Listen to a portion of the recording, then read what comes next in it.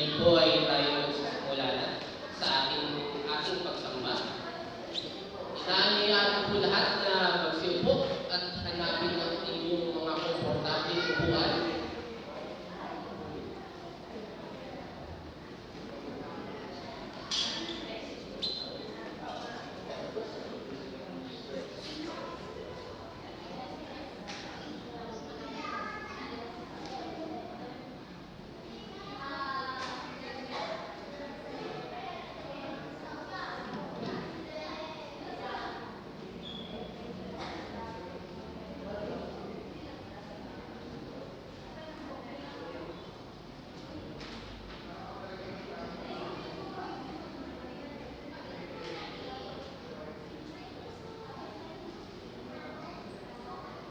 At paki-silent po ang inyong mga phones or turn off para po hindi po ito makasagabal sa ating pagsamba ngayong umaga.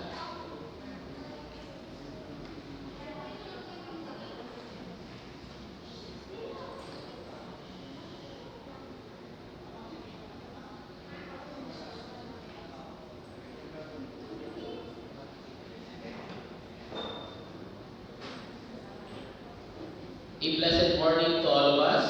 Good morning. Good morning po. Good morning. Good morning po sa lahat. Good morning! Good morning. The psalmist says, I will praise the name of God with a song. I will magnify Him with thanksgiving, according to Psalm 69, verse 13. Brothers and sisters, and our hearts overflow with joy and thanksgiving as we honor the gift of God's presence with our loudest clap of praise.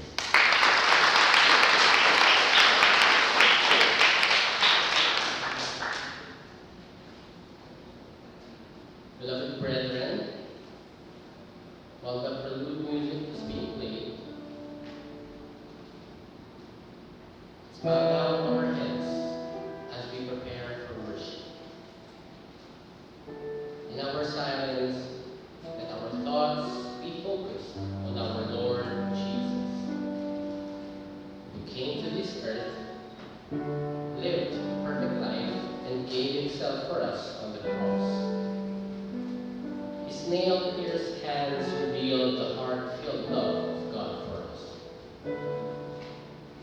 Let us praise and gratefully thank Him, whose self-sacrifice is the grand indicator of His wonderful and powerful love.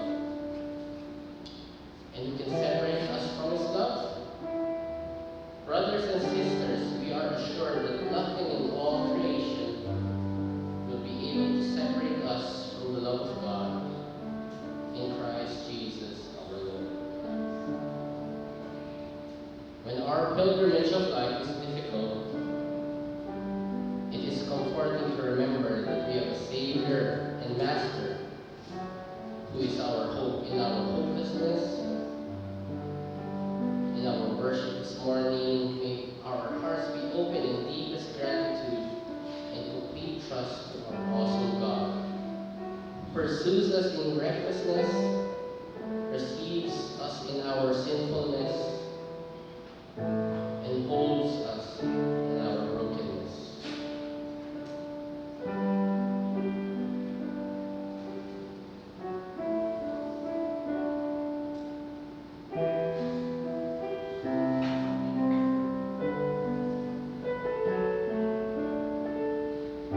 Let us all stand and let us sing the opening hymn, All Hail the Power of Jesus.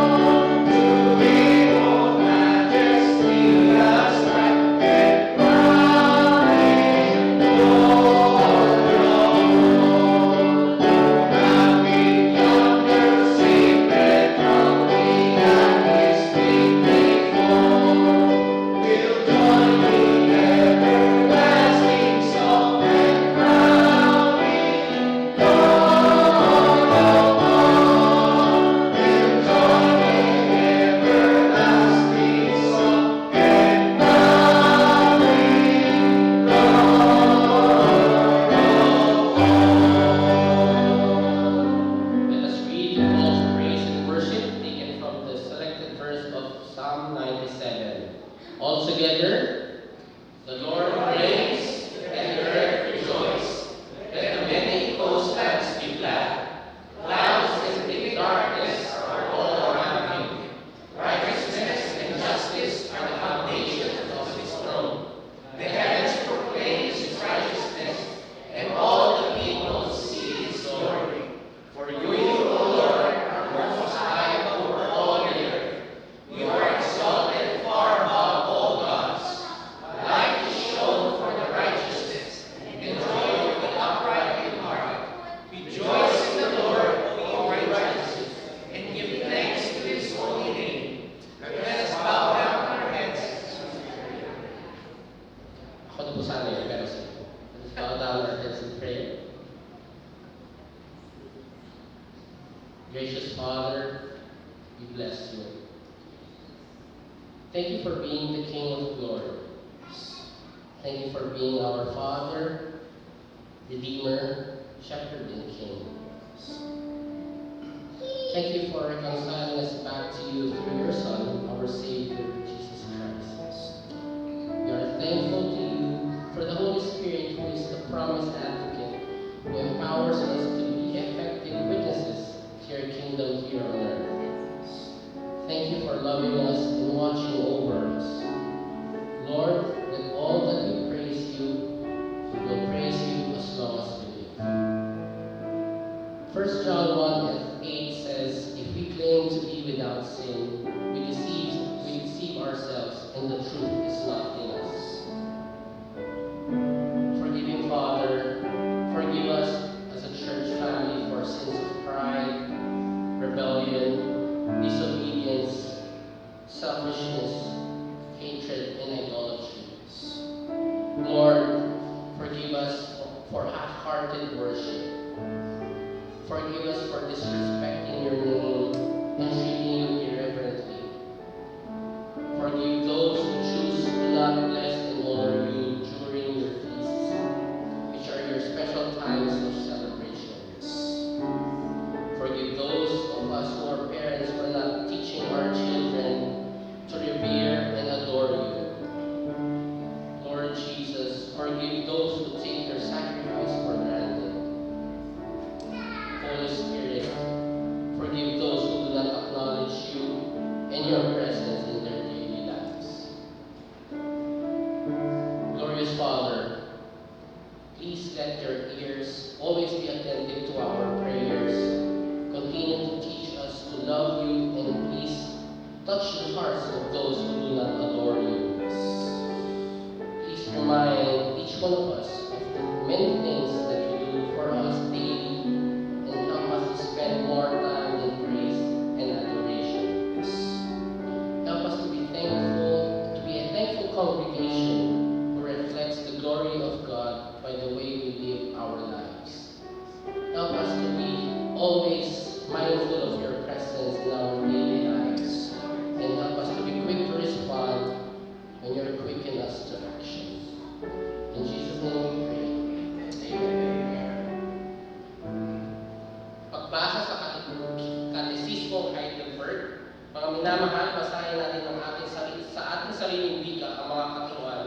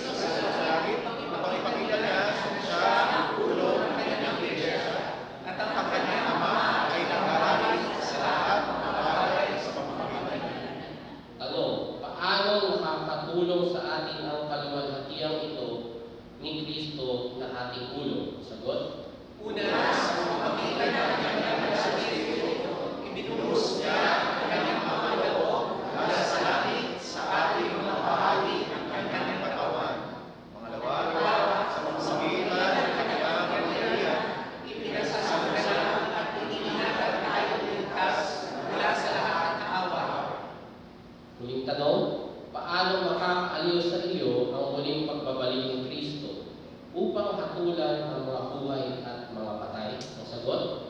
Sa lahat ng aming mga kalungkutan at pag-uusig, inihiling ko ang aming pagmaningin sa langit at may pagtitiwala na naghihintay sa totoo na siyang nagtayo sa harap ng Diyos ala-ala sa akin. At sa gayon, inalis niya ang sumpa mula sa akin. Lahat ng kanya at aking away ay kakatulan niya sa walang hanggang parusa. Subalit ako at ang lahat niyang hinirang ay tukunin niya sa kanya sa kagalakan at kaluwalhatian sa langit. Let us continue worshiping God from our songs of praise and worship.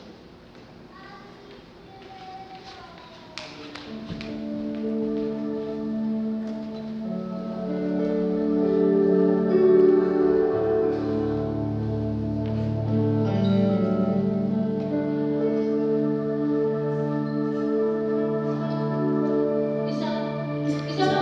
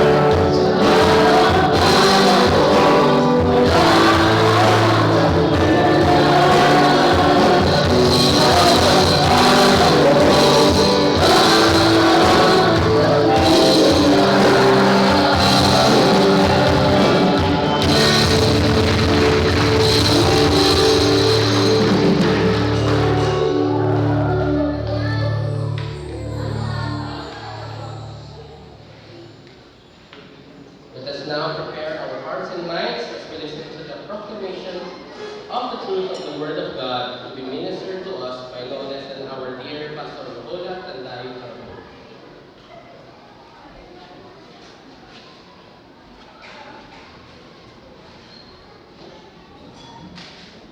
Good morning, brothers and sisters in Christ. Isa pong mapagpalang umaga sa inyong lahat, mga kapatid. Gaya nga po ng ating makagawian, tayo po ay muling dadako sa ating pong lingguhang sermon. Lingguhan nga pa, quarterly nga pala ngayon. Sa ating pong ikalawang bahagi ng ating pong sermon serye para sa taong ito, na pinamagatang Finding Hope in Life's Hopeless Cases. And for this specific Sunday, we will be focusing on our passage found in Acts chapter 9, verse 1 up until verse 9. But before we start, I would just like to invite each and every one of you today to please rise and help me read our passage for today. Let us read Acts chapter 9, verse 1 up until verse 9. Nakikita po ba? Ayan. Akala ko pa kailangan nyo pa natin magnifying lens. Sige po, sabayan niyo po ako kung nakikita po ninyo. Pero kung hindi man, alam na ni Lord siguro ang inyong mga puso. Sige po, basahin po natin verse 1. It says there, "And Saul, still breathing threats and murder against the disciples of the Lord, went to the high priest and asked letters from him to the synagogues of Damascus, so that if he found any who were of the way, whether men or women, he might bring them down to Jerusalem. As he turned and came near Damascus, and suddenly a light shone around him from heaven. Then he fell to the ground, with a voice saying to him, Saul, Saul, why are you persecuting me? And he said, Who are you, Lord? And the Lord said, I am Jesus, whom you are persecuting. It is hard for you to kick against the goads. So he, trembling and astonished, said, Lord, what do you want me to do? When the Lord said to him, Arise and go into the city, and you will be told what you must do. And the men who journeyed with him stood speechless, hearing a voice but seeing no one. Then Saul arose from the ground, and when his eyes were opened, he saw no one. But they led him by the hand and brought him to Damascus. And he was 3 days without sight, and neither ate nor drank. May the Lord bless the reading of his word. May you continue to stand as we pray and seek the Lord's guidance in our study for this morning. Let us pray. Dakilang Ama, maraming pong salamat sa pagkakataon nito na ipinagkaloob niyo po sa bawat isa sa amin, sa aming pananambahan, ngayong linggo ito para muli po namin masalisip ang inyong mga pangako na nagmumula sa inyong salita. Dalangin naman namin na si Kristo Jesus ang siyang maluwalhati sa aming tinggaping pag-aaral ngayong umaga nito. Naway gabayan niyo rin po nawa kami ng inyong banal na Espiritu, upang hindi lang po namin maunawalan ng mga katotohanan niyo pong nilalahad sa aming mga isipan. Kundi Panginoon, tumalima ito sa mga puso namin, upang ang pag-asa namin na meron kami sa inyong anak na si Jesus ay patuloy na maglinas sa aming mga buhay at magliwanag para masilayan ang mga taong hindi pa nakakakilala sa Kanya. Ang lahat nito, O Diyos, ay aming pong dinudulog sa inyo ang may pasasalamat, may pananampalataya sa pangalan ni Kristo Jesus, ang anak, aming Panginoon at Tagapagligtas. Amen. At amen. Paano ang pag-ibig sa ito? Sa pagkakataon nito, mga kapatid, na ating pong talatang pag-aaralan ngayong araw nito ay nakapalibot po sa buhay ng isang taong nagngangalang Saul or Saul, na mas kilala natin ngayon sa panahon ito sa pangalang Pablo. Hindi po sa mga millennials na SB19 leader. Si Paul or si Pablo. Matapos po niya makatanggap po ng kaligtasan mula kay Kristo, nag-iisa po siya mga lingkod ng Panginoon. Ginamit po siya ng Diyos para makapagtatag ng mga iglesia sa iba't ibang panig po ng mundo. Also, we can see in the passage clearly that Paul really served the Lord. Paul traveled thousands and thousands of miles preaching the gospel to the lost world. He endured terrible sufferings for the cause of Christ. In 2 Corinthians chapter 11, verse 25 to 28, it enumerates the sufferings of Paul himself as he was beaten, he was shipwrecked, he was stoned, he was left for dead. And he has spent many years in Roman prisons, all because he was indeed a powerful, faithful preacher of the gospel of Christ. We can also see na siya po yung pinakamasipag na apostol sa lahat ng mga naging lingkod ni Kristo. As he has written 13 books in the New Testament. 13 kalahit yun, no? Kumpara sa ibang mga apostol. And 14, kung isasama natin yung book of Hebrews, na hindi po pinangalanan. Pero kung mapapansin po ninyo, based sa style ng writing ng Hebrews, Pablo na Pablo po ang style niya. It is also not an exaggeration to say that Paul was a great Christian, considering, if not the greatest Christian who ever lived. However, Paul was not always a Christian. May nagdaan po si Pablo. Bago po siya nakakilala sa Panginoon, he was known as the Saul of Tarsus. Si Saul of Tarsus, kung mapapansin po ninyo, was a zealous Jew. Talagang marugdog po siyang tagasunod ng batas ni Moses. He was also hated among the community of Christians because he first hated the name of Jesus. He hated also the message of Christ, which is the gospel. He also hated the resurrection of Christ, the teaching of the resurrection of Christ. He hated the church, that is why he murdered many of the believers. Ganun po ang nakaraan ni Pablo. Tunay nga po si Saul ay isa pong taong naliligaw ng landas, na tiyak kong pupunta ng impyerno kung hindi niya paniniwalaan ang mabuting balita ni Jesus. Now, naging palaisipan po para sa akin, no? Kung ano yung naging trato ng sinaunang iglesia kay Pablo noong mga panahon na yun, na hindi pa siya nakakakilala sa Panginoon, nung siya pa ho ay si Saul. I wonder how how people in the early Christian church actually had the time to pray for him. I wonder also how many of those early believers looked at Saul of Tarsus as a hopeless case, as a man who would never come to faith in Christ Jesus. Ganun po siguro yung pananaw ng mga sinaunang mga mananampalataya patungkol kay Saul. Walang pag-asa na makakilala sa Panginoon. I also suspect that most people in the early church saw Paul as indeed a hopeless case. I would imagine that most of them saw him as a man to be feared. Kasi ang dami na po niyang pinapatay. But not as a man to be loved and reached with the gospel.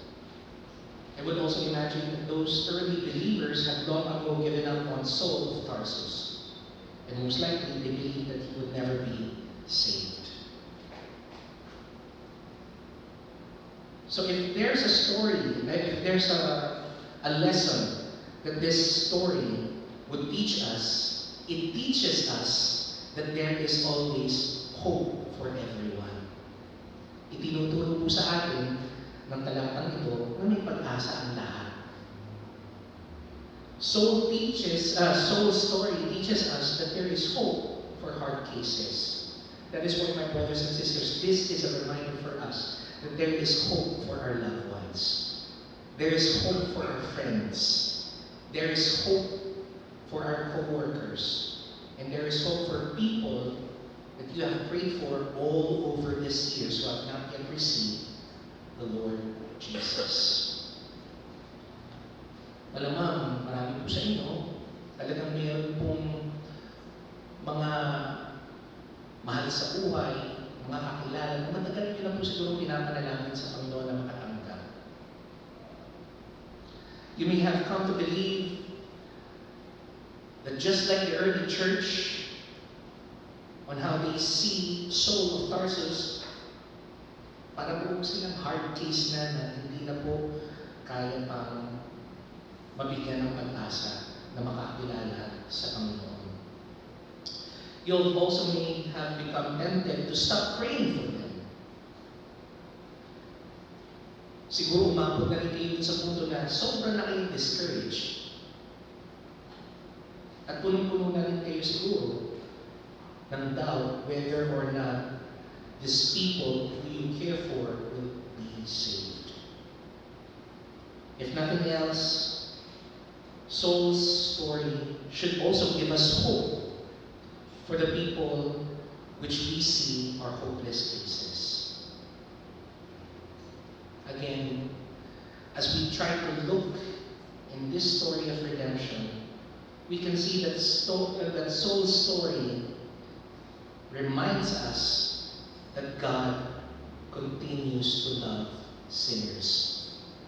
Mahal po ng Diyos ang lahat ng mga tao, makasalanan man ito, o nakakilala na sa Kanya at sumuko na sa pananampalataya.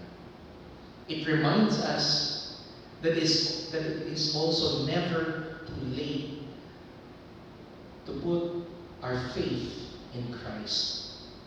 It also reminds us that as long as there is life, there is hope. Habang may buhay, may pag-asa. It reminds us that God is a God of grace. He is a God of love, and He is a God of mercy. And that He will save anyone who will come to Him by faith. It is also a reminder for us that even when we think nothing is happening, God is always working to bring the lost to faith in Jesus. So for this morning, I would just like to take this time to look into the story of Saul of Tarsus. And notice with me the elements of this story that will teach us that indeed there is hope for everyone who comes to the Lord.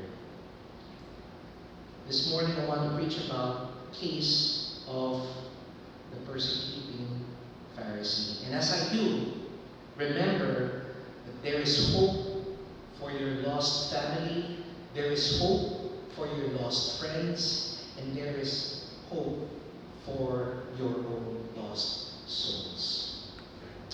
First, let us look at the problem that is found in Saul's life, as seen in Acts chapter 19, verse 1 up until verse 3. Now here we can see that like everyone else who have ever lived, Saul of Tarsus had some of the very real problems in his life. And these problems combined to make him appear to be hopeless and lost in the eyes of most believers in the early church. Una, tignan po natin kung ano ba yung mga bagay na itinuturing po ng mga sinaunang mananampalataya na problema ni Saul kung bakit siya tinawag na lost cause. We can see, first and foremost, that Saul is self-righteous. Tandaan po natin na si Saul of Tarsus ay isang religious man. Makikita po nga natin kung paano nga dinitali ni Pablo ito in Philippians chapter 3 verse 4 to 6 and also in Acts chapter 26 verse 5. makikita po natin yung mga bagay na maipagmamalaki niya as a religious person. It says there, though I also might have confidence in the flesh, if anyone else think he may have confidence in the flesh, I more so. Sabi niya, kung meron lang akong kung meron lang akong may pagmamalaki, ito na yung mga bagay na ito. At itong mga bagay na ito ay nagawa ko faithfully kumpara sa ibang mga kagaya kong Hudyo. In verse 5, sabi raw niya, he was circumcised on the 8th day. It also says there that he is part of the stock of Benjamin. He is to be considered as the Hebrews of Hebrews. And concerning the law, he was what?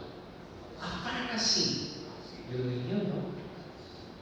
Mataas pala ang katungkulan ni Pablo nung siya pa ay si Saul. He was part of the Sanhedrin, ika nga, who practices the law strictly. In Acts chapter 26 verse 5, makikita rin natin yung patunay na maging si Lucas, itinuring siyang Pharisee. They knew me for the first if they were willing to testify that according to the strictest sect of our religion, I lived as a Pharisee. So in those verses, makikita natin that Saul tells us all about the reasons that he had to be confident in his religion. So ang kumpiyansa niya sa kanyang sarili ay doon sa mga bagay na kanyang na-achieve. Sa mga bagay na kanyang nagawa. Doon sa kanyang mga religious works. Makikita rin natin dito that based on the Mosaic law, sa batas ni Moses, Saul lived a clean life as far as the law of God was concerned. In Philippians chapter 3 verse 6, makikita rin po natin na sinabi niya that he had lived a blameless life. This was true based on how the law was interpreted that time. Pinagbasihan po niya yung kanyang pong banal na buhay sa pamamagitan po ng pagsunod niya sa batas ng Panginoon. The word that was used in this passage to talk about the word blameless means free from fault or defect. So, perfecto raw po niyang sinunod ang batas ni Moses. Yun raw ang kaya niya may pagmalaki sa kanyang buhay bago pa siya nakakilala kay Kristo. So, as much as humanly possible, makikita natin na sinagad talaga ni Saul of Tarsus ang pagsunod niya sa batas. Minahal niya ang batas ng Diyos eh. Pinag-aralan niya itong mabuti. Sinunod niya ito. At ipinamuhay ito. So if you had to examine the life of Saul and try to find fault with him concerning God's law, you would have found nothing wrong with his life.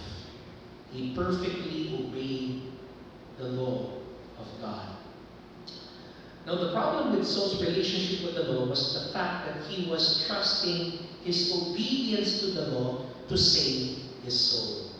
Yun po ang konsepto ng mga Hudyo noong araw. Na kapag ikaw sinunod mo ang batas ni Moses accordingly and perfectly, you will indeed be saved.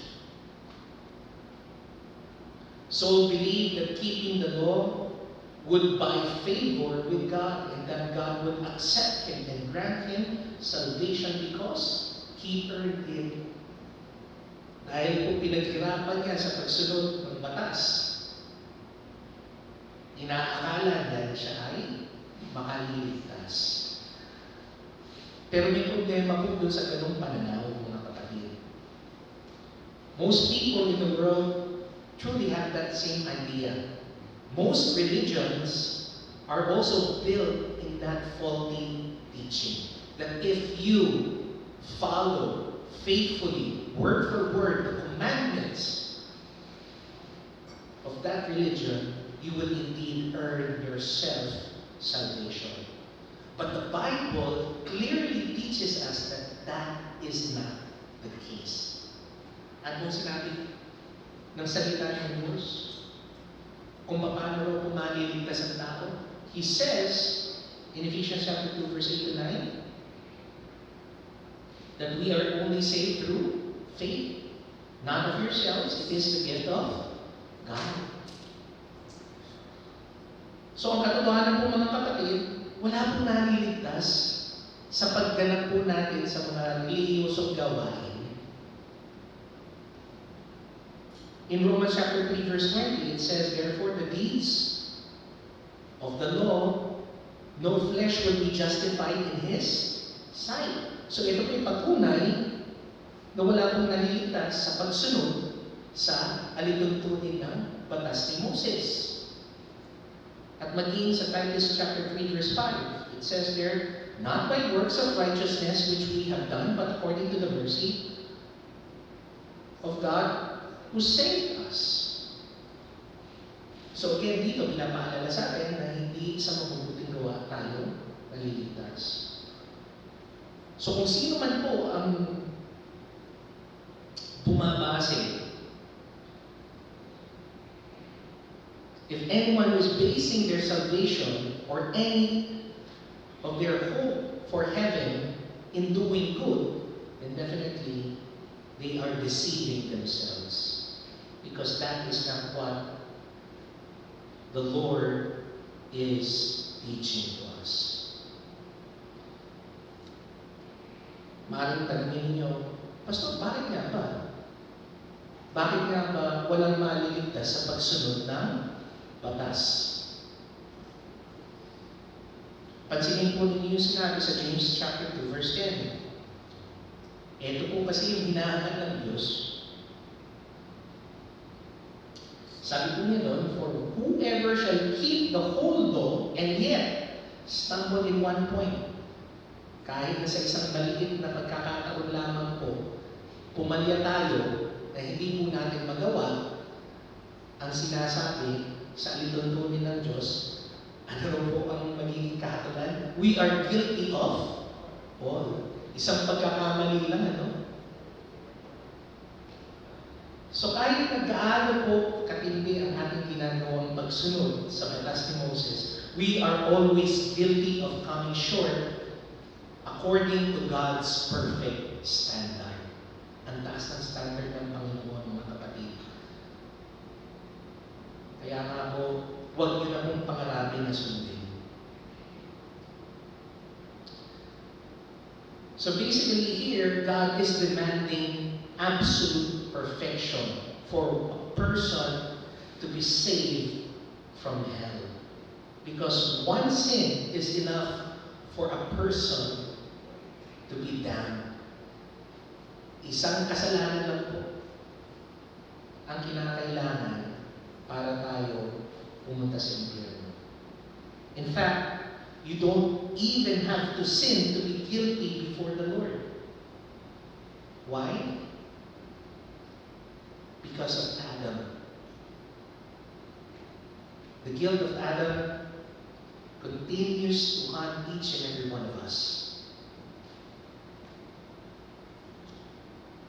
Kaya kung tutustusin mga kapatid, imposible para sa tao na maligtas sa pamamagitan ng kanyang sariling gawa. So tandaan niyo mga kapatid, hindi po tayo makasalanan, hindi tayo tinuturing na makasalanan ng Diyos dahil tayo po ay nagkakasala. Actually, it is the other way around. Nagkakasala po tayo kasi tayo po ay likas na makasalanan. Nasa kalikasan po natin, it is in our nature to sin. That's why keeping the law does not change the fact that everyone who enters this world becomes what? A sinner. And is condemned before they ever do anything right or wrong. Pansinin mo ninyo yung sinabi sa Romans chapter 3 verse, chapter 6 verse 23. For the wages of sin is death, but the gift of God is eternal life in Christ Jesus our Lord. And in Romans chapter 5 verse 12, it says there, therefore, Just as one man, sin entered the world, and death through sin, and thus death spread to all men because all sin. So our world today is filled with self-righteous people who thinks that they can earn their way to heaven. Ang nakakalungkot mga kapatid, ano? Kung meron lang dito sa atin, na ganun po ang iniisip sa ngayong panahon nito, if you're one of them and you're trying to please God and get to heaven by your good works and obedience to a list of rules, let me remind you that salvation does not come to anyone apart from the saving faith in Christ Jesus and in His gospel. Malinaw po na maging si Jesus, sinabi niya in John chapter 14 verse 6 that He is the way, the truth, and the life. And in Romans chapter 10 verse 9, it tells us that if we confess in our mouth that Jesus Christ is Lord and believe in our hearts that God has raised Him from the dead, we will be saved. Second problem that is seen by many Christians about Paul, kaya po siya tinawag na lost case, is that Saul is sinful. Saul of Tarsus would have said that he was a holy and righteous man. But in truth, Saul of Tarsus was a sinner who needs a Savior. He didn't realize that he was guilty of breaking a number of God's commandments. Huwag na po tayong lumayo at mag-speculate. Tignan na lang po natin yung mga passages that talks about his sinfulness. Doon pa lang po sa 6th commandment, ano ba yung ika-6 na utos ng Panginoon? You shall not kill. Pero ano yung kanyang ginawa? Marami siyang mga mananampalatayang pinatay. In Leviticus chapter 19 verse 18, it tells us, paalala sa atin, you shall not take vengeance nor bear any grudge against the children of your people, but you shall love your neighbor as yourself. So doon pa lang din, kitang-kita na siya ay nagkasala. Pero sa kanyang pananaw, ginagawa niya yun para sa Diyos. He thought that he was right with God. And he believed that his self-righteousness and his outward obedience to the law of God were enough to please him and enough to save his soul. Doon po siya nagkakamali ng mga kapatid. The soul didn't take into account his outward obedience to the law, did nothing to erase sin that was in his heart. Ang batas po, kahit na kailan, hindi kayang burahin ang mga nagawa natin pagkakasala. Kahit na gaano pa tayo karugtog na kumilos para magampanan po natin ang lahat ng mga iniatas ng Diyos sa kanyang utos. Kahit na gaano pa tayo naging kabuti, kahit na gaano pa natin sinunod ang lahat ng kanyang mga batas, kagaya po ni Saul of Tarsus, we are to be considered as lost sinners who needs a Savior. Saul's problem is a problem that is shared by everyone in this world.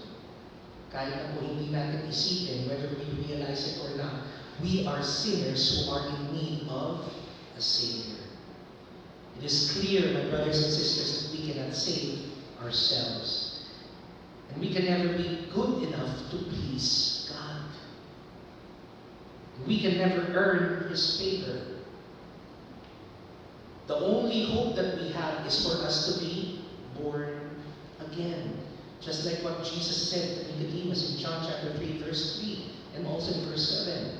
When He said, most assuredly I say to you, unless one is born again, he cannot see the kingdom of God. He continued on in verse 7 when he said, "Do not marvel that I said to you that you must be born again." The only way for our sins to be forgiven and for us to be saved is for us to turn to Jesus and to believe in His message, the gospel. As seen in Acts chapter 16, verse 31, when it says there, "Believe in the Lord Jesus Christ, and you will be saved, you and your household."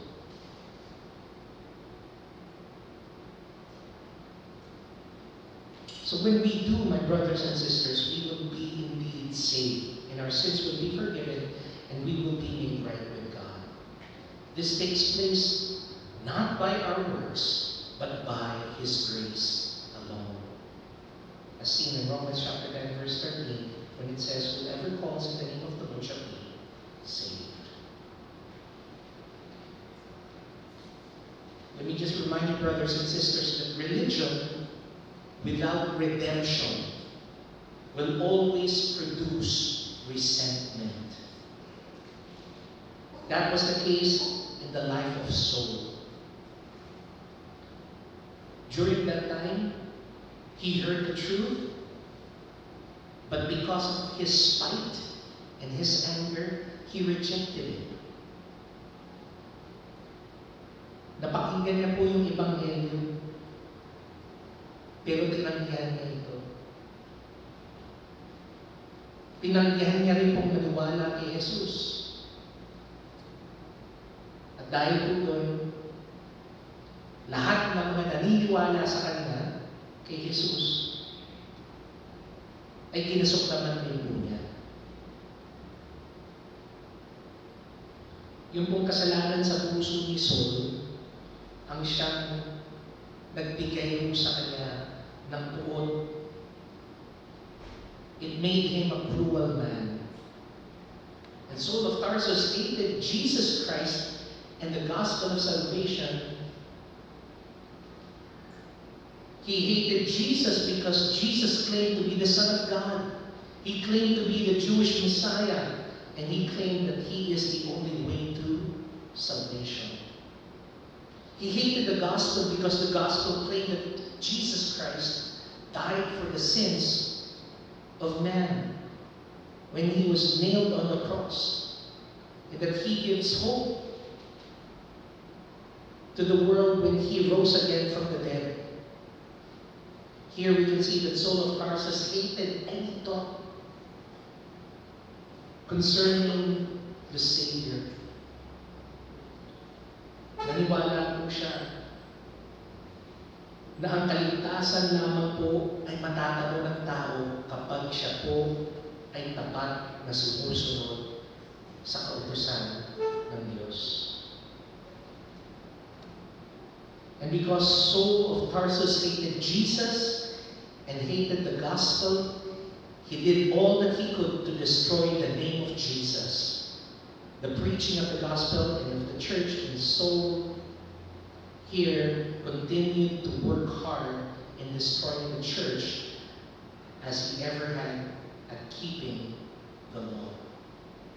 Pansinin po ninyo yung mga ginawa ni Saul against the church.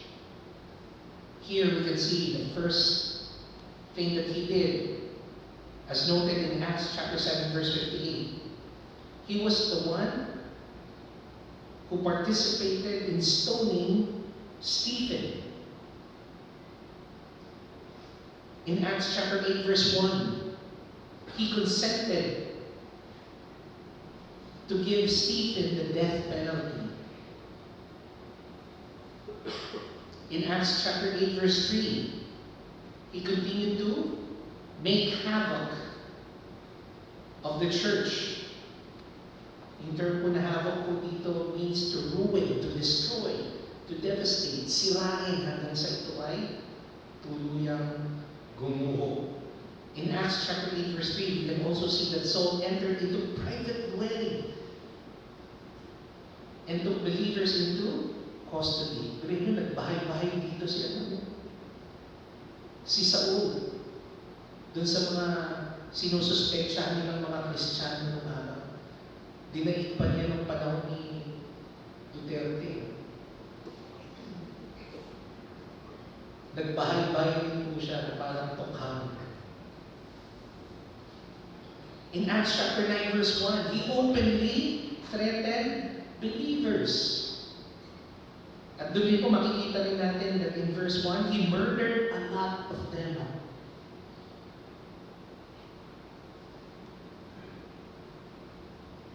Because of his high position, he also was able to obtain warrants from Jewish authorities authorizing to harass and arrest Christians.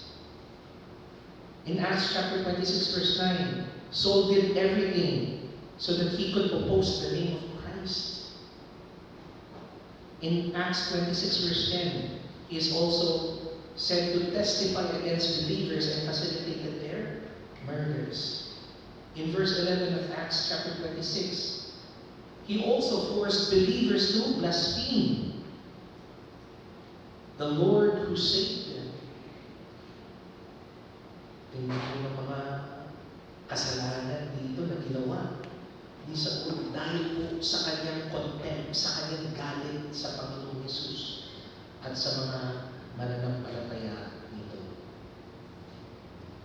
Pansinin niyo lang po yung naging sulat ng Apostol Pablo kay Timoteo in 1 Timothy chapter 1 verse 12 to 3. Ito na po yung sarili niyang testimony. Alam niyo, natutuwa nga po isipin na si Pablo po dito, walang itinago sa kanyang nakaraan. Pinakita niya kung sino siya talaga. Iniisa-isa niya lahat ng kanyang mga naging kasalanan. He says that he was a blasphemer. Ibig sabihin nun, he slanders God. He was a persecutor. Hinaharas po niya, binibigyan niya ng trouble yung mga mananampalataya ng panahon na yun. He was also a violent man. Nananakit po siya sa salita at sa gawa. And he was an unbeliever. It means that he lacked faith. Pero sa palagay niyo ba, si Saul ng mga panahon na yun, walang pananampalataya? Does he really lack in faith? Well, to tell you the truth, Saul of Tarsus has faith. May pananampalataya raw si Saul. Pero ang pananampalataya niya nakatuon po saan? Sa kanya raw, sariling kabutihan. Tingin niya mabuti siya. May pananampalataya siya sa sarili niya, katuwiran. Tingin niya self-righteous siya. May pananampalataya siya sa batas ni Moses. At may pananampalataya siya sa kanyang sarili na matupad lahat ng mga utos ng Diyos. So tunay na may pananampalataya siya. Ang importante kasi po, para tayo'y makasakot ng kaligtasan, hindi lang sa pananampalataya, kundi pananampalataya na nakatuon lamang kay Kristo at hindi sa ating mga sariling kakayanan. So because all of this, Saul of Tarsus was a man who was much feared by the early church, as seen in Acts chapter 9 verse 13. Saul, his condition and his hatred for the gospel caused the early church to write him off as a lost cause, a hopeless case, as one who would never be saved. Hindi niyo naman siguro masisisi yung sinaunang iglesia na hindi na po siya ipanalangin. Hindi niyo po masisisi ang sinaunang mga mananampalataya na kasuklaman siya at hindi na paniwalaan.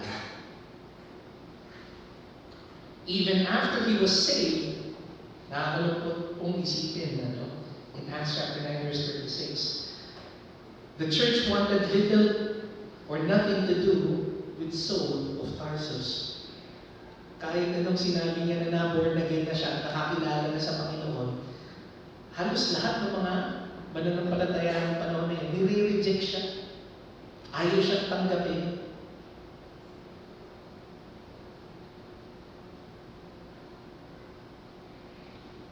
Malamang kagaya rin po kayo ng mga sinuunang iglesia dito, na meron pong mga taong nasa sa puso nila na gusto nilang panalangin, pero parang tingin nila parang wala ng pag-asa.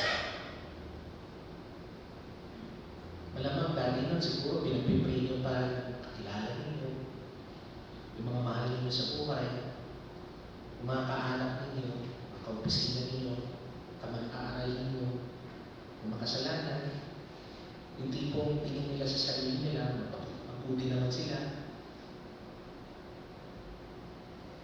Yung pinagkakatiwalaan na yung pagkagawa nila ng kabutihan ay enough na para silang maligtas.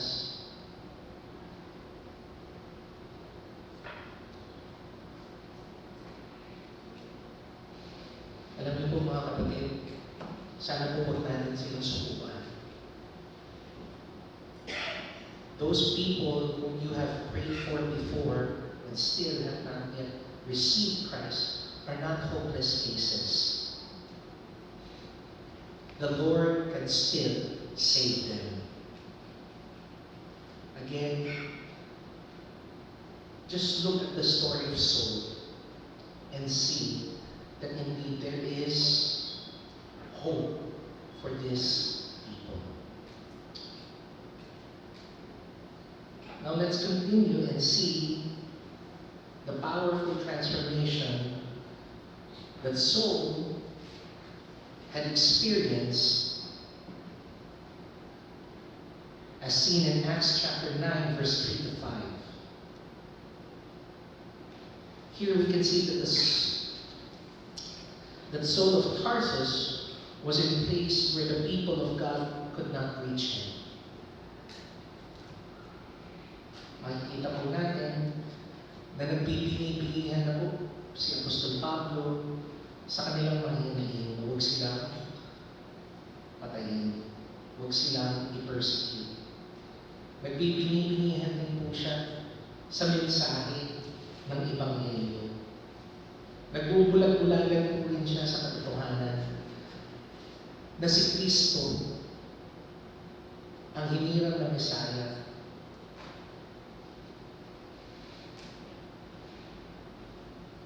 But while man could not reach Saul of Tarsus, God knew exactly where to find him. And at this point, we can see that God Himself intervened in the life of Saul and changed him forever. How did God change Saul? Well, as we can see in Acts chapter 9, verse 4, we can see that God first confronted him. Nung papunta na po sa siyudad ng Damascus para po arestuhin Saul ang mga mananampalataya doon, kinonfront na siya ng Panginoon.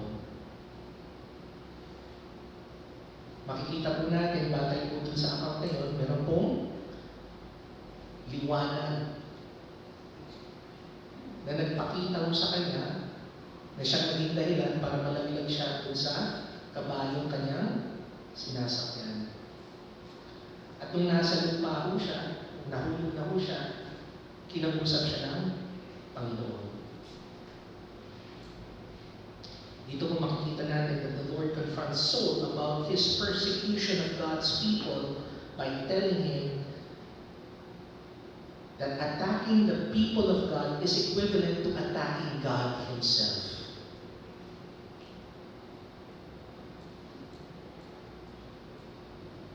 Here in this instant, makikita po natin na nagkaroon po ng pagbabago sa buhay ni Pablo. The very Christ that he was denying, the very Christ that he hated, and the very Christ that he was attacking is now speaking in front of him. And he was being confronted by Jesus about his sin. imagine that? Ito po yung Saul na wala po ni isang taong naniniwala na maliligtas ng Panginoon. Ito po yung Saul na kung saan inaakala ng mga sinuunang mananampalataya na hindi tatanggap sa Ebanghelyo ni Kristo. Ito po mga kapatid, ipatunay na lamang na ang Diyos ay kayang gumawa ng mga bagay na sa tingin natin ay imposible. He can touch anyone, anywhere, at any time. God is able to awaken the dead heart in order for them to receive the power of salvation in the gospel of Christ. So I would just like to encourage you again, my brothers and sisters, to keep praying for your loved ones. Keep talking to your friends about Jesus. Because when you do,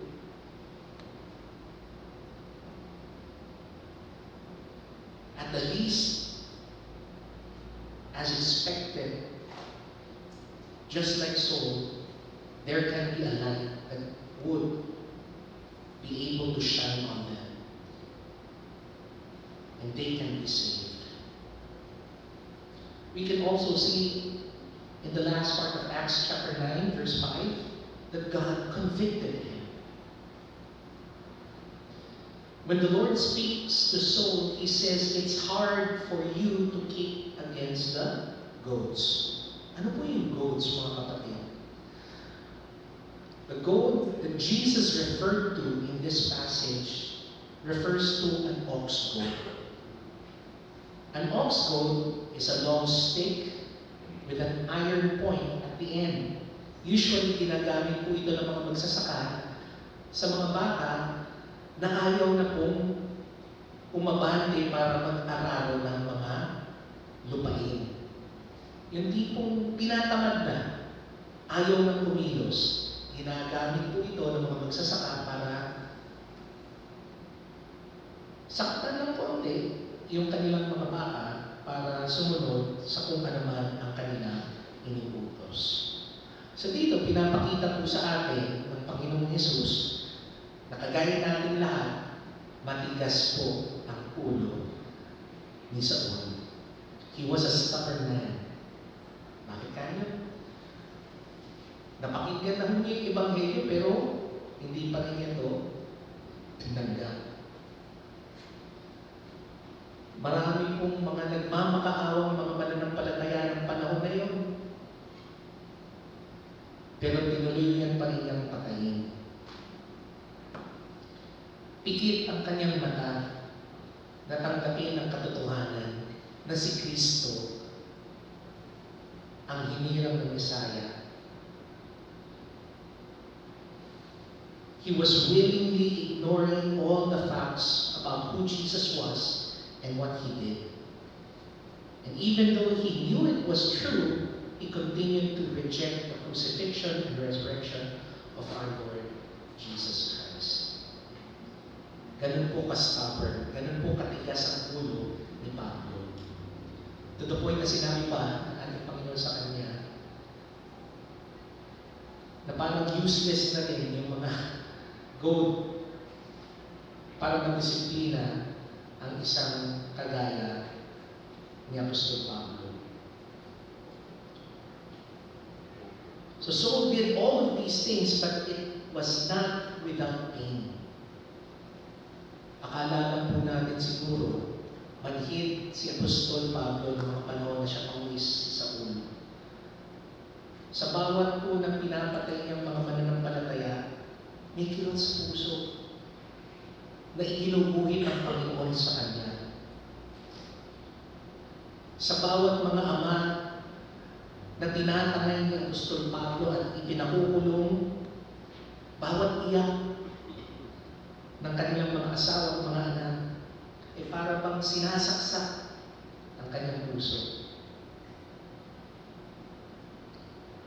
Sa bawat mga mananampalataya na namamatay, sa bawat mga mananampalataya na pinipilit Apostol Pablo na itanggi si Kristo, lahat ito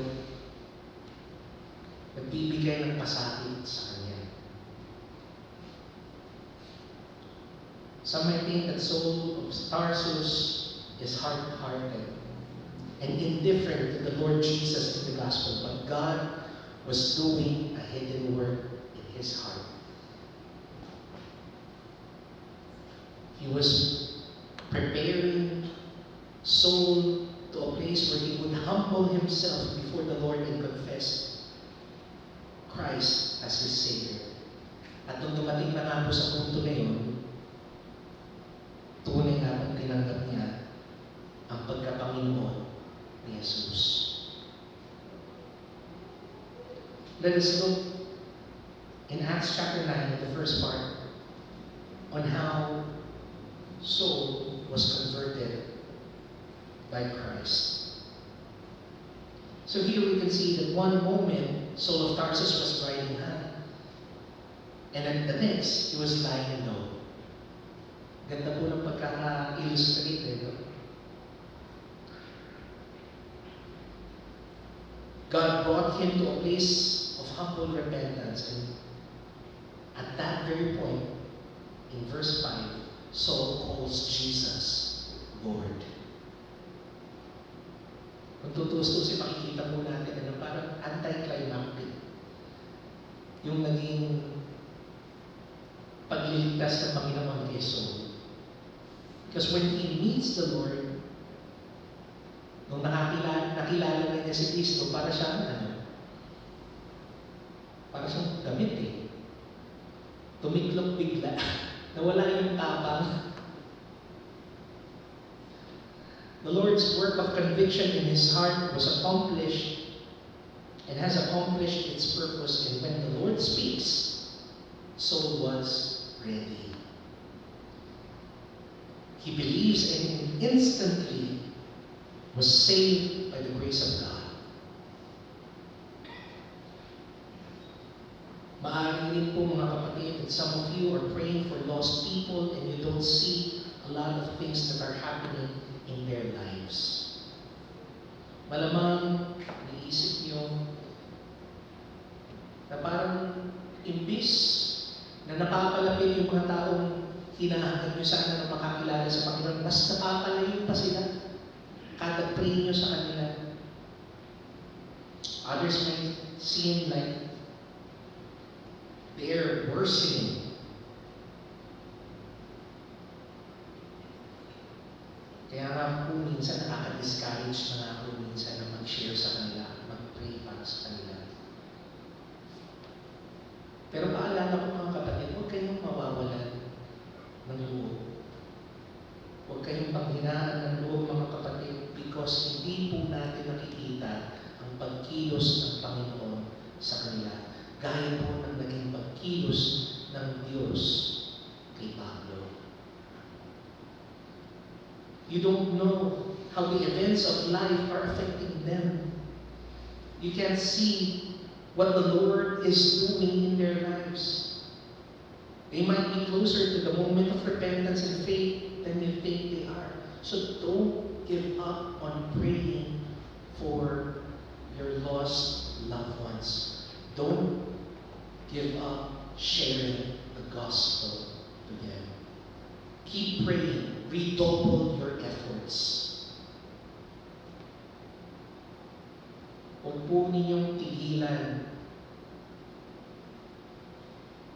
ang pananalangin ninyo para sa kanila na makakilala sila sa Panginoon. Paalala nga po sa ating Father in Galatians chapter 6 verse 9. Let us not grow weary while doing good. For in due season we shall reap if we do not lose heart. Huwag kayong mawawala ng pag-asa. You might not know this, but the Lord is using the events of life, the secret work of the Holy Spirit in the Word of God, your witness, the witness of other believers, and thousand other things to reveal to those lost loved ones, their sin and their need for a Savior. Again, I would like to encourage you to keep on praying and keep on believing. You never know when the power of God will break through and shine over them, just like what happened to Saul. Indeed, God will bring them out into his life and also into his life.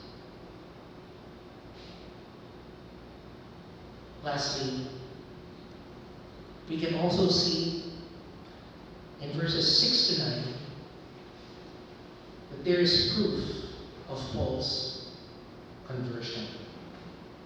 Here it is clear in this passage that Jesus has shown his mercy to Saul. That Saul had experienced the Lord in a very powerful and changing way. Also in this passage, we can see that he asked the Lord a simple question. Tinanong niya ang Panginoon. And from that brief encounter, Saul of Tarsus was born again. However, you might ask, what proof do we have that he is truly saved? Is there anything tangible in his life that we can point out to say that this proves that Saul of Tarsus was saved? Well, based on this passage, and in countless more, we can see that there are plenty of proof. Let me just show you a couple of pieces of evidence based on our passage that proves Saul has met the Lord and he was saved.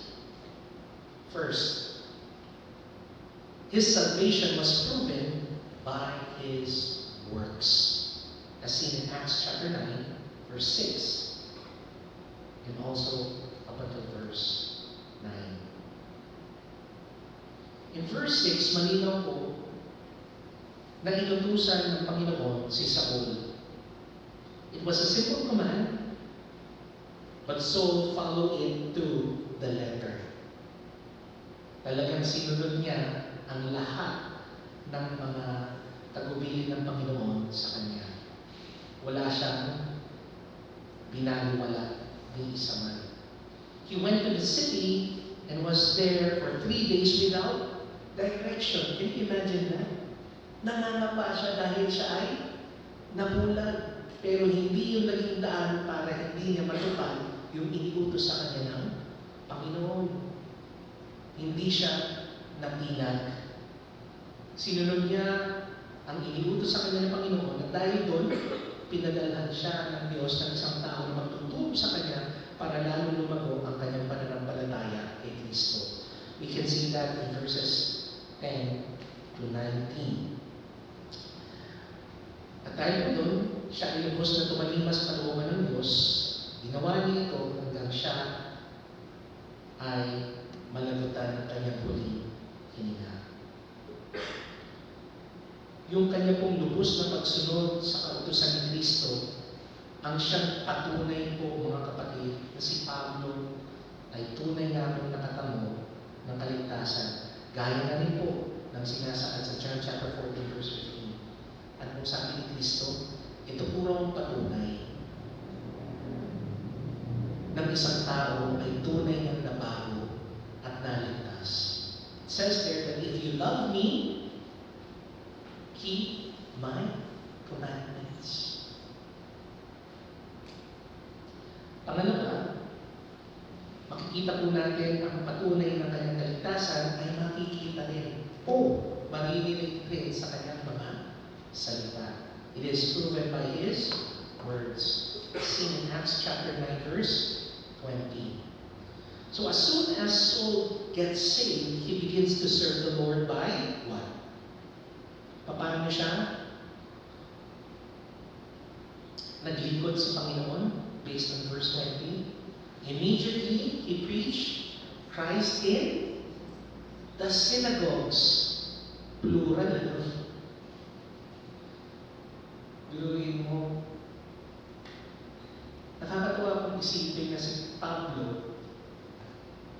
umalis po ng Jerusalem, papuntang Damascus, na may intensyon na likulin lahat ng mga mananampalataya.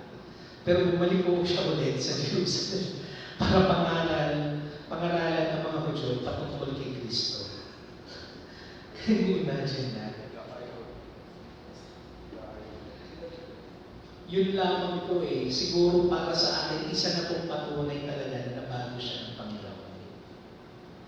Throughout his ministry, Saul, who later became Paul, used every platform that he has as an opportunity to tell the world about Jesus. Diba? Kaya alam mo talaga na na-experience niya si Jesus Ganun siya ka-excited na ipakilala yung taong nagligtas sa kanya. Hindi na niya alintana kung lalaitin siya ng mga tao. Gawin mo.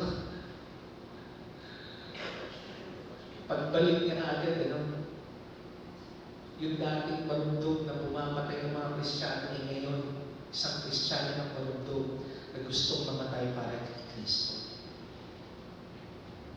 He told governors, he told kings, he told soldiers, he told common men and women about who Jesus was.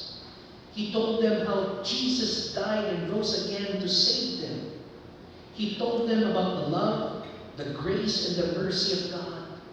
He told them everything that he could about God who came to know through Jesus Christ.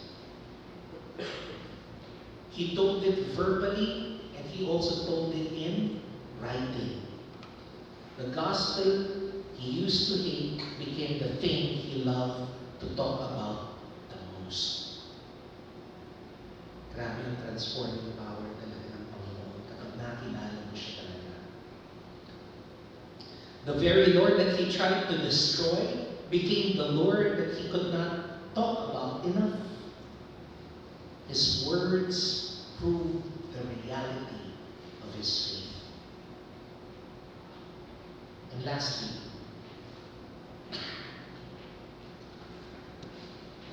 his salvation was also proven by his walk.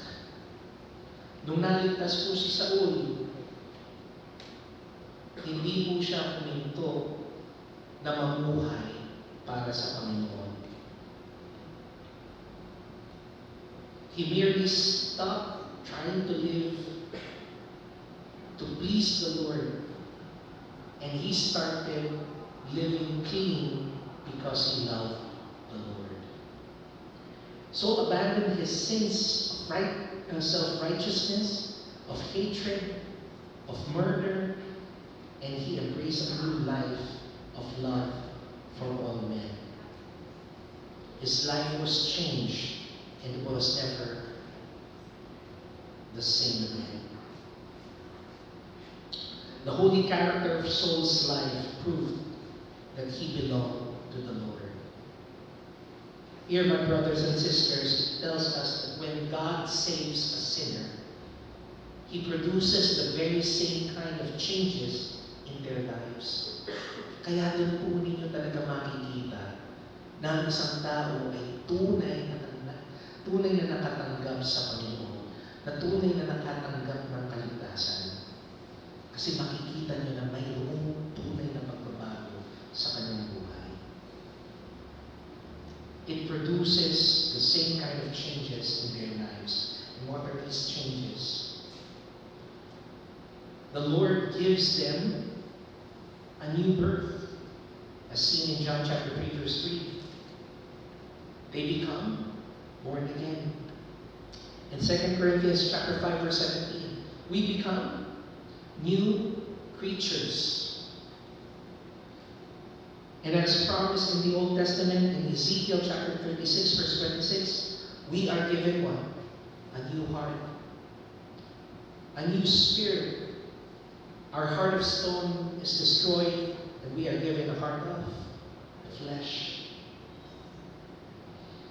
So as we conclude our message for today, my brothers and sisters, I encourage you today, do not give up on your heart cases. Kung meron man po kayong mga mahal sa buhay, kung meron man po kayong mga kaibigan, mga kamag-anak, kapatid, na iniiyak nyo na sa Panginoon na makatanggap at makakilala sa Kanya, huwag kayong huminto. Ipanalangin niyo po sila. Continue to pray for them. Continue to lift up their names before God. Keep telling them about Jesus and keep living right before them. Yes, we need to also live accordingly to our faith so that they can see that we are truly saved and that they will also be able to be drawn near to a life of salvation in Christ.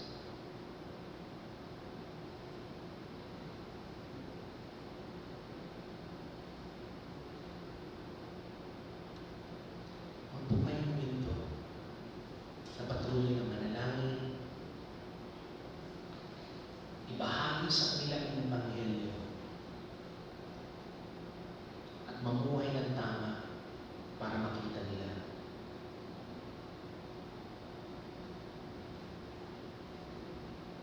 Because one day, according to God's will, they will also be able to experience what we have experienced in Christ Jesus. Alam niyo po mga kapatid, gaya po ni Pablo, ako rin po isang testimonya ng kabutihan ng Panginoon sa aking buhay. Kung wala po siguro mga tao na isinasaalang-alang yung aking spiritual na kalagayan, kung wala po siguro mga kaibigan na gusto akong makakilala sa Panginoon, malamang siguro hindi niyo po ako makikita sa ibang lalo nito. Hindi niyo po ako maririnig na may ibabahagi ko sa iyo ang mabuting balita ni Kristo. Malamang po, Muslim pa rin ako hanggang ngayon. Pero dahil po may mga taong nagmamahal sa akin, na naghahangad na makakilala ako sa Panginoon. At hindi huminto na ako'y ipanalangin, hindi huminto na ako po'y paginan ng mabuting balita. Dahil po doon, nakilala ko ang Panginoon at naligtas dahil sa Kanya.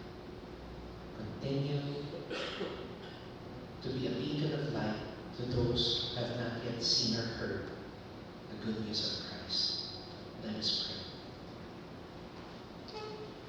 Panginoon, maraming po salamat sa mga paalala niyo po sa amin.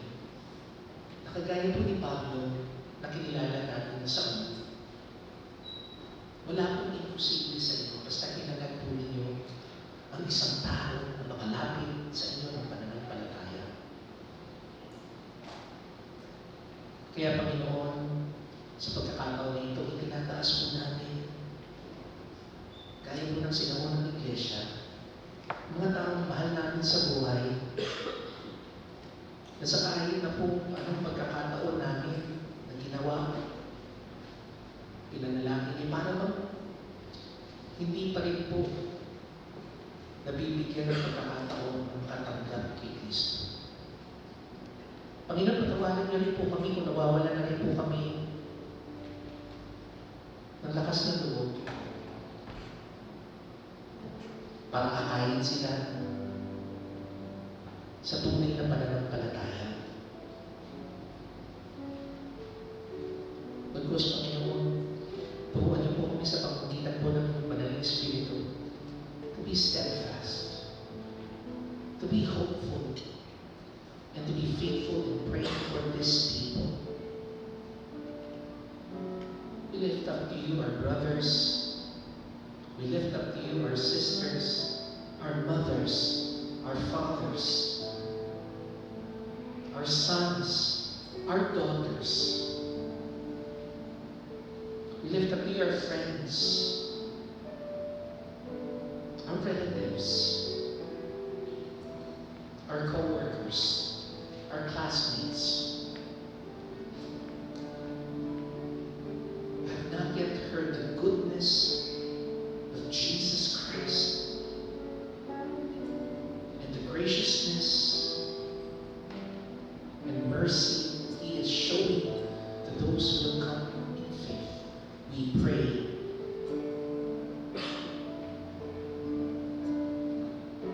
that through the Holy Spirit you will be able to move them to come to Jesus, to rest on Him, to taste His goodness and mercy.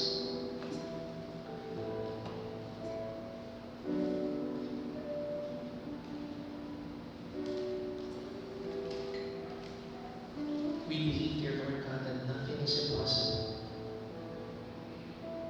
If it is according to your will, we lift them up to you, Lord God, all the souls, and we hold dear that they may see the goodness of Christ Jesus in their lives. In this we pray, in Christ's name, amen. Shall we all sing our response song?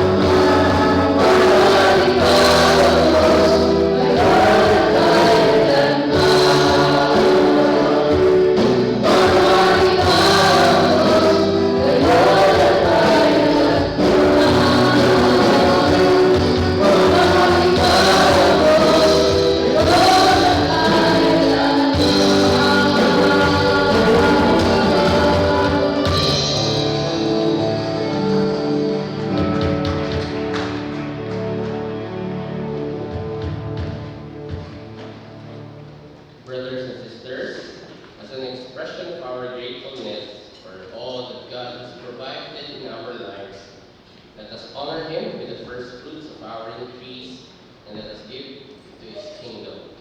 Let me read and offer to our exhortation taken from Psalm 54, verse 6. With a free will offering I will sacrifice to you. I will give thanks to your name, O Lord, for it is good. And now follow me. Let us collect the thanks and offering.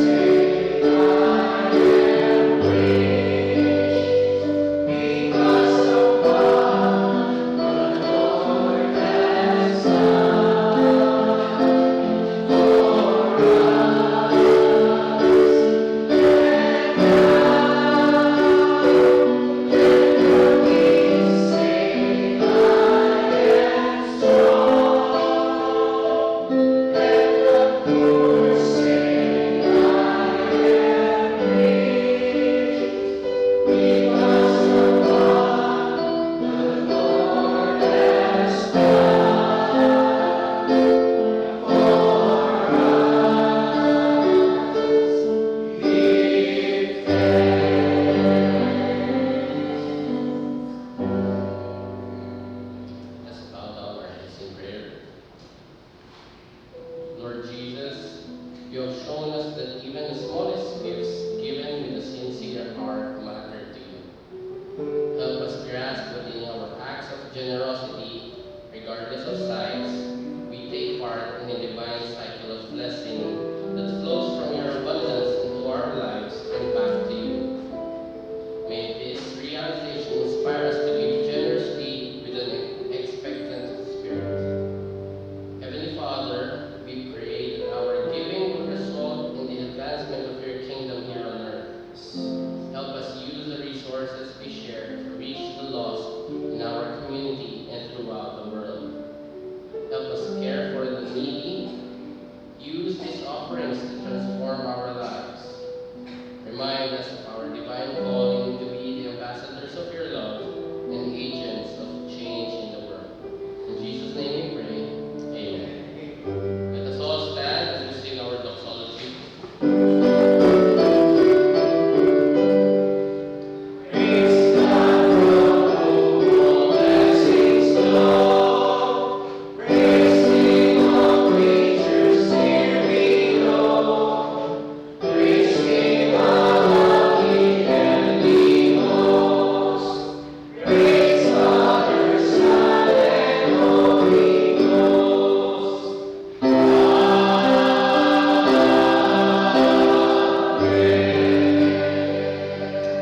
You may now be seated.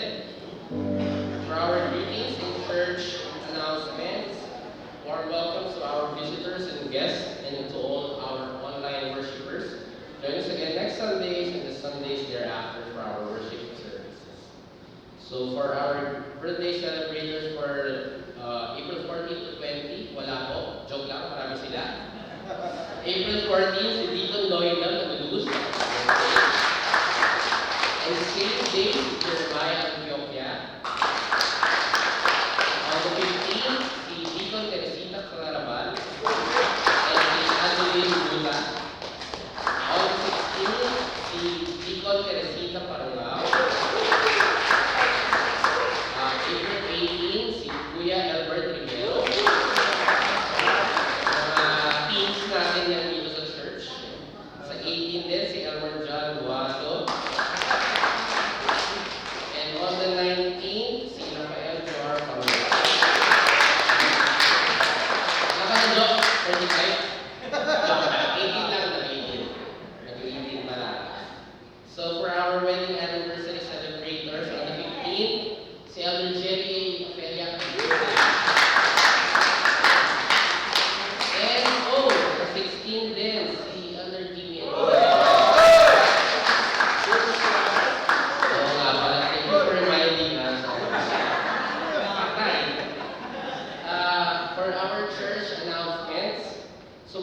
worship class, makeup session with interviews known as Module 3. After the worship service at Sunday school, so si Elder Bart at si Elder Ed po ang facilitate nito. So next is consistory meeting, 2 p.m. today. And for Patayon, I'd like to call on Madam Lawrence. Sige, siya po ang magkakaroon this one.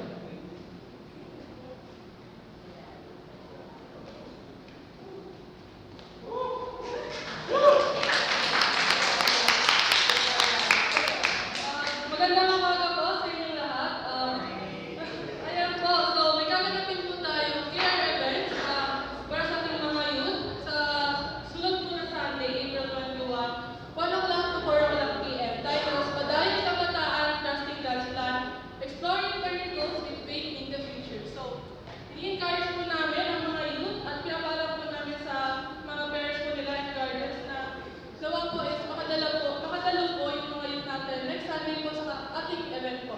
So, we encourage all the youth na sumama sa event na ito to gain some tips and knowledge kung paano natin mag-build up ang ating confidence and to stand up firmly sa pinili nating track or path po. So, lastly is to seek guidance kay God na bigyan tayo ng confidence, ng wisdom, ng strength, and guidance na kakailanganin natin. Then, always be guided by the Scripture. To all the youth po, see you po next Sunday, Padayon. Ano yung sabihin ng Patayon?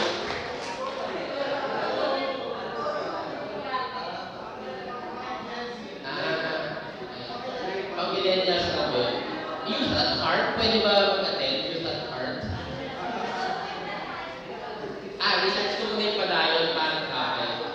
Grabe yung mga bata na yun. For our next announcement, Family Day, which will be held on April 27, 8 a.m. until 4 p.m. So, kasama na water baptism.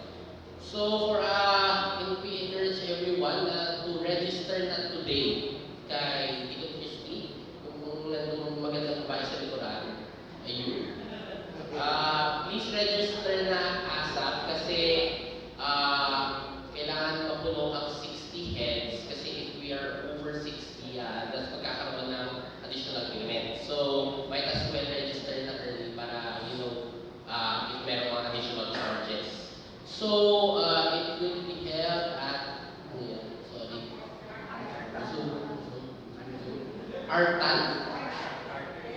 Artan Garden. So, medyo malayo siya sa Novaliches. Malayo na siya. Sobra baga malayo ba? Ayan. So, malapit lang siya. Sorry kung may landat pa po ako onte. Yun. Pwede i-quiz. Okay yun. So, may additional announcements pa po ba? Madam Kish, wala na po. So, with that, let us all stand and may now call on Pastor Kokoy for our closing prayer and meditation.